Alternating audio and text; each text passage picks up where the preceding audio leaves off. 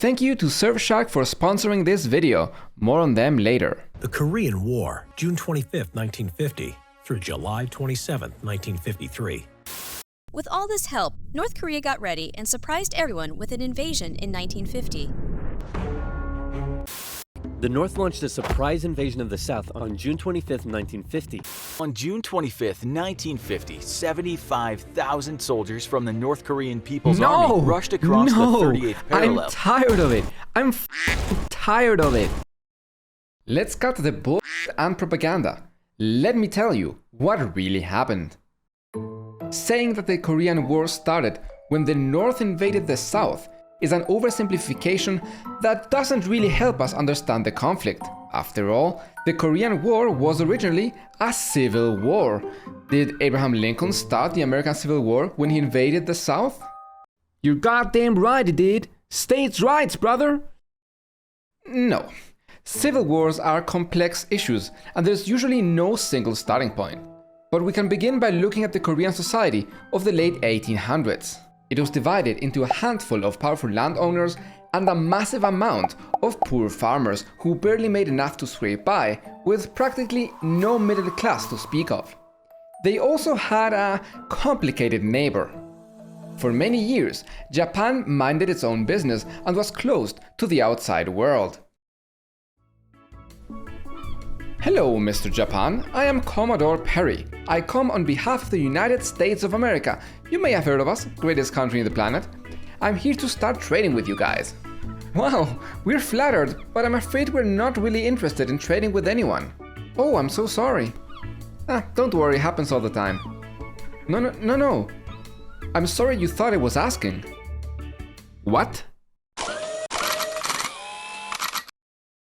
The Japanese were humiliated and forced to accept. Then they did what any reasonable nation would do: beef up their military, start a war with Russia, beat Russia, start a war with China, beat China, and then go on a murderous rampage as you pillage and plunder everything in your path. And Korea was very much in Japan's path. They imposed a series of unfair treaties upon Korea and gradually increased their influence until they formally annexed it in 1910. The Japanese attempted to erase Korean culture and eventually prohibited the Korean language. If Koreans wished to continue speaking their own native language, they were forced to hide their identity.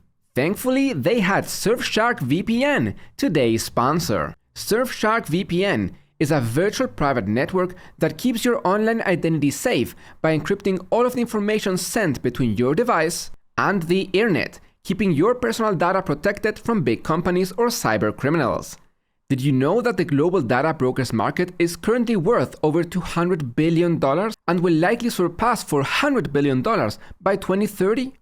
Your data is valuable and companies know that, so it is always good to protect yourself, especially on public networks.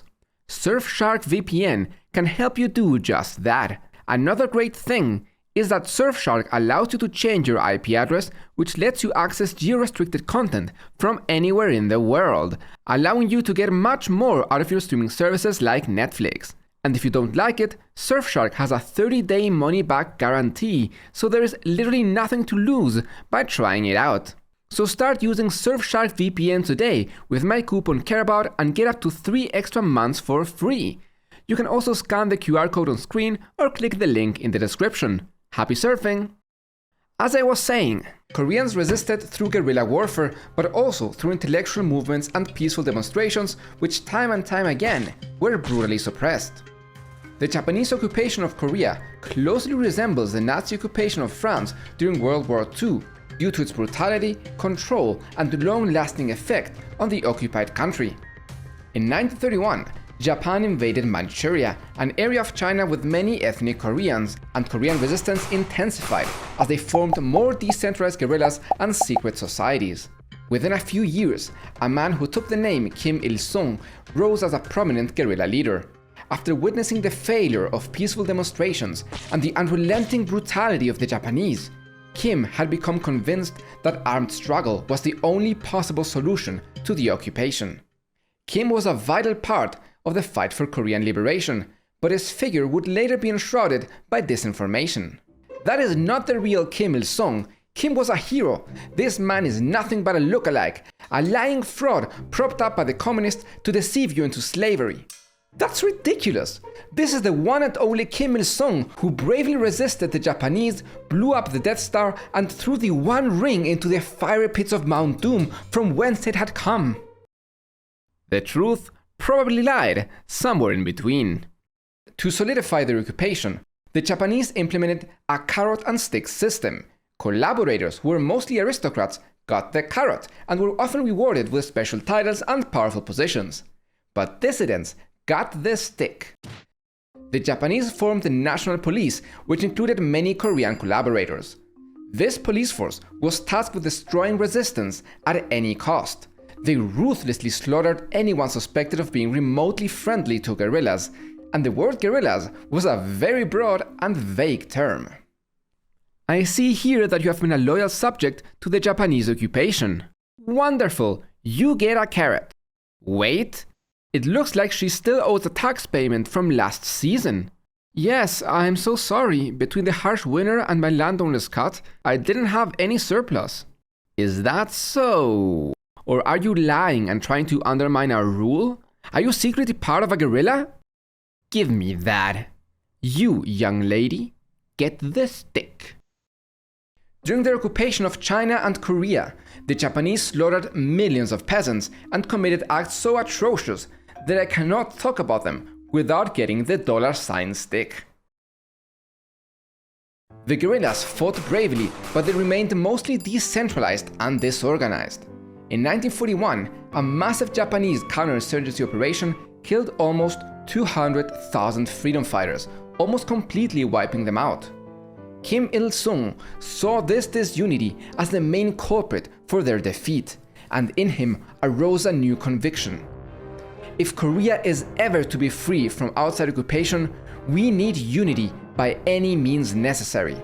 There can be no dissidents and no political alternatives. From now on, it will be my way or the highway. Fighting continued until Japan surrendered in 1945. The US occupied the southern half of Korea and the USSR the north. Well, now that the war is finally over, it is time to let both Koreas unify once again. Of course, I would want it no way else. But what will you do about the country's politics? Will it be capitalist or communist? Capitalist. When the Allies arrived at Korea, they found plenty of local people's committees established in the country, which proclaimed the People's Republic of Korea, led by the Christian nationalist Cho Man-sik. In the north, the Soviet Union ensured that communists found their way to positions of power, and Kim Il-sung soon emerged as the leader of the new republic. But in the south, the US refused to recognize the People's Republic of Korea and even outlawed the People's Committees. Instead, they created the United States military government in Korea, with MacArthur as the supreme commander. The US occupation of Korea would be chaotic, as not a single US troop or general spoke Korean. There was a running joke among the locals that it was actually the translators who were running the country. For over 1,000 years, Korea had always been one nation. The division was created and enforced by foreign powers, and Koreans on both sides of the parallel wanted nothing more than to see their country unified once again. But there was another matter to resolve: what to do with the war criminals from the losing side of World War II. Let's see, you Nazis are guilty of killing millions of innocent civilians in the Holocaust, conducting horrible lab experiments, sentencing millions into forced labor, and starting a devastating war that ravaged the continent. You are all sentenced to either death or a long time in prison. Aww. Except for you, and you. You are coming with me. Alright, now for you. You are guilty of killing millions of innocent civilians, conducting horrible lab experiments, sentencing millions into forced labor, and starting a war that ravaged the continent. Not mentioning that you forced between 200 and 400,000 women into sexual slavery for your soldiers.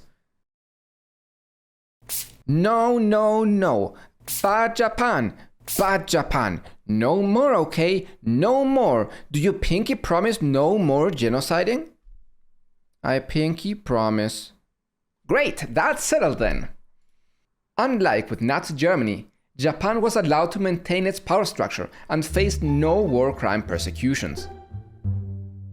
The communists in the north executed many of the highest-ranking Japanese collaborators and allowed others to flee the country. The north also redistributed land to the poor, nationalized key industries, passed several sexual equality laws, and created a national program to provide free healthcare to every citizen. But the south did no such thing, and Japanese collaborators remained in positions of power to the point that the South Korean bureaucracy was indistinguishable from the one under Japanese occupation. Even the infamous National Police remained operational, as the US and the new South Korean military government worked together to exterminate the remnants of the guerrillas that had once fought against the Japanese. This was a massive slap in the face to ordinary Koreans who lost loved ones to the Japanese occupation. Okay, we gotta find a way to reunify Korea. Absolutely, but who will be in charge? How about this guy? He is an activist for Korean independence and widely liked in both the North and South. That sounds right, but wait a minute. Is he a communist? Yes, but he's one of the most popular figures in Korea.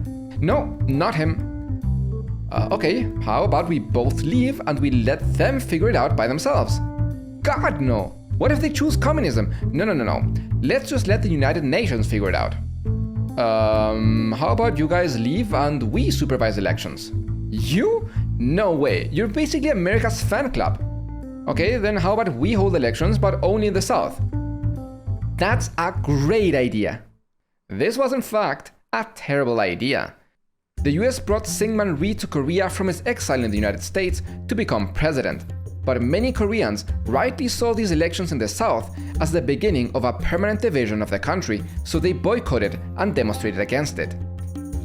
The inhabitants of Cheju Island, mostly leftist, were particularly active in their protest against the elections, and right-wing youth organizations began to terrorize the island.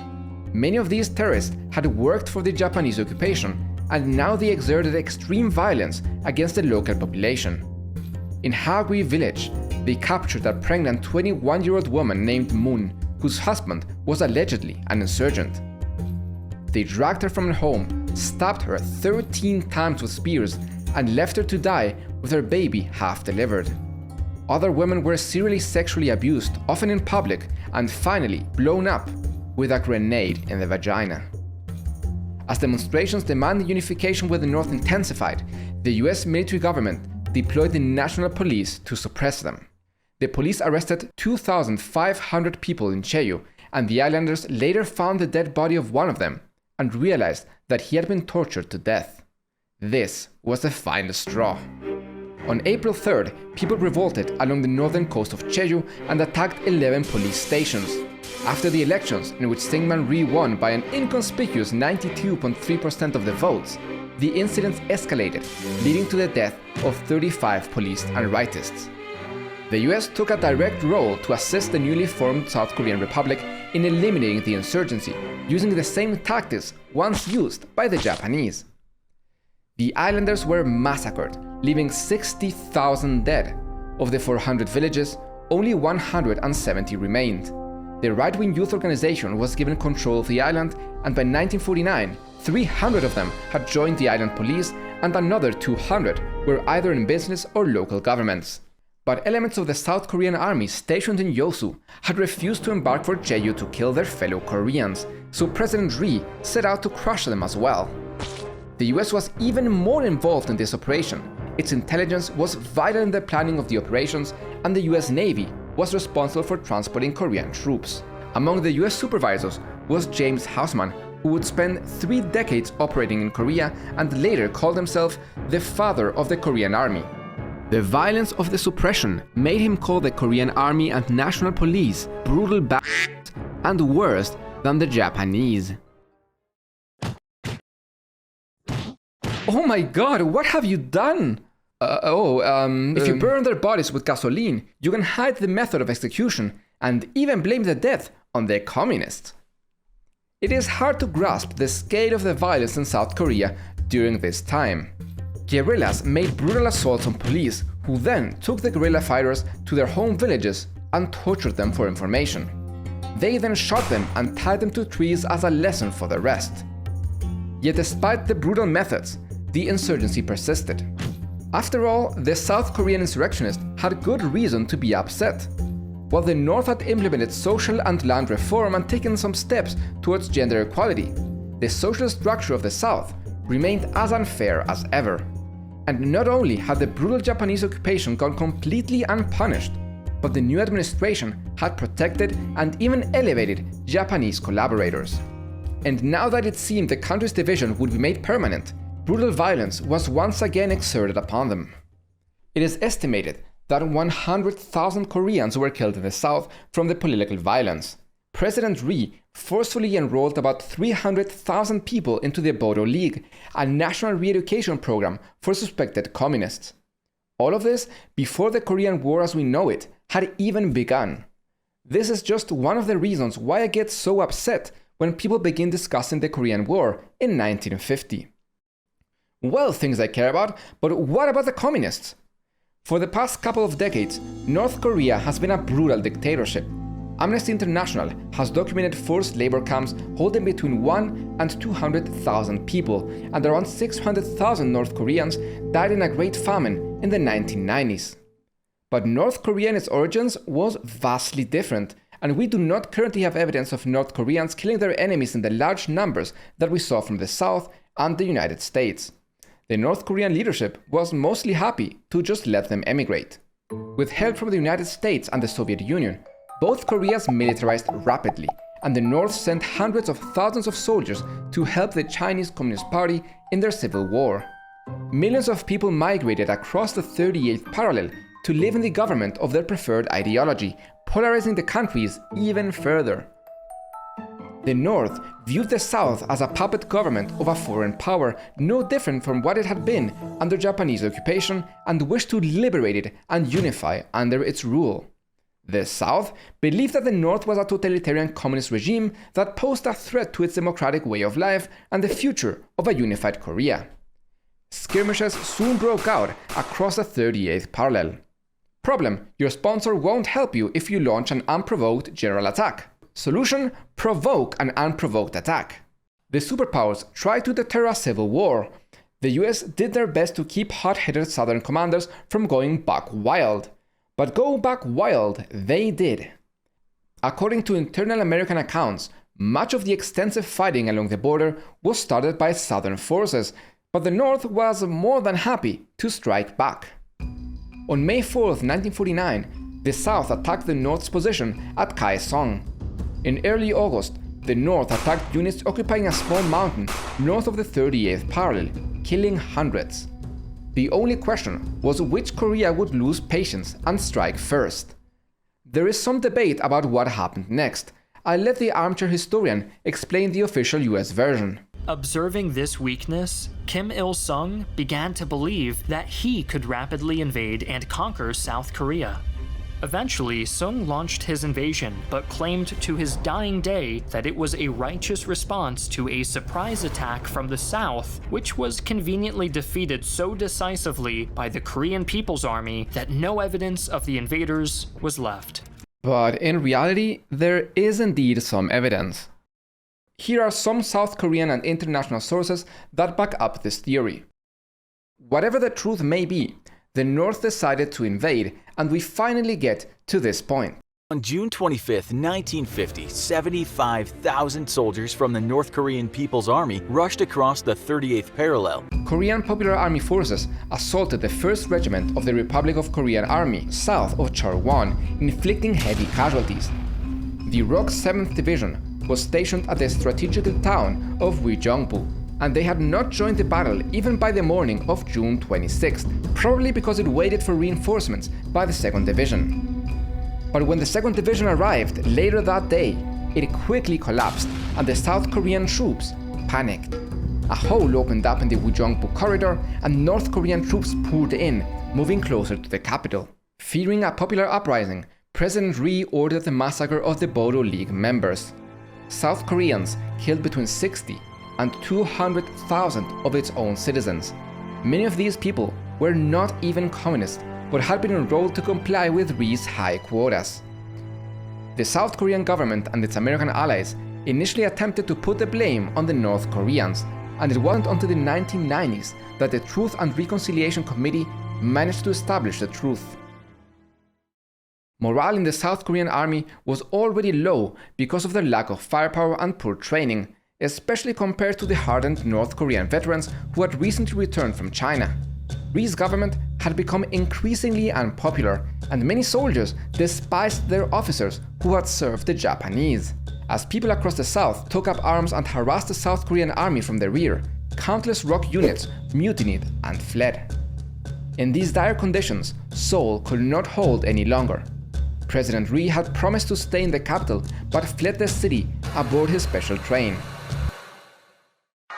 The army and police began a chaotic retreat, during which they blew up the Han River Bridge without warning, killing hundreds of their own police, military and civilians who were crossing it.